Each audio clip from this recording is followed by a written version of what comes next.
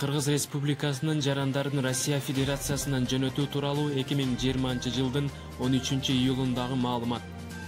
Кыргызстандын президенти Сооронбай Шарипович Жээнбековдун Россиядан Кыргызстандын жарандарын мекенин алып келүү боюнча тапшырмасына ылайык 2020-жылдын 6-июлунан тарта 12-июлуна чейин Москва шаарынан 8 чартердик авиакаттамы менен 1813 жүргүнчүлөр учуп кетти.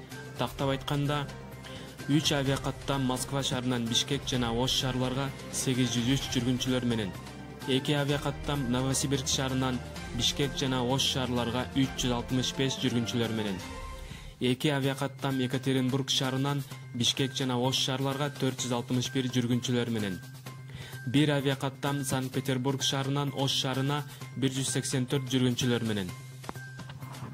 Жалпы Россия Федерациясынын авиакаттамдары убактылуу токтотулгандан баштап 2020-жылдын 20 мартынан тартып 13-июлуна чейин Россиянын 21 аймактарынан 16581 мекендештерибиз кайтты. Россиядан 66 авиакаттамдар жана Казакстандын аймагы аркылуу Оренбург жана Самара облустарынан 52 автобус уюштурулган. Ошол эле убакытта элчилик эсиңиздерге сала кетет.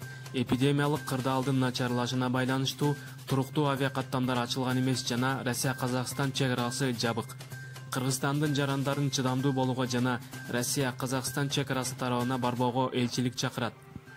Бүгүнкү күнгө чейин элчиликтин жана Россия Федерациясындагы Кыргызстандын өкмөтүнө караштуу мамлекеттик миграция кызматынын өкүлчүлүгүнүн сайттарында, ошондой эле социалдык тармактарда, Instagram сайтында представительство астыңкы миграция астыңкы КР, Facebook сайтында мамлекеттик миграция кызматынын өкүлчүлүгү, ошондой эле ал жерде 4000ден ашык вакансиялар жөнүндө маалымат жайгаштырылган.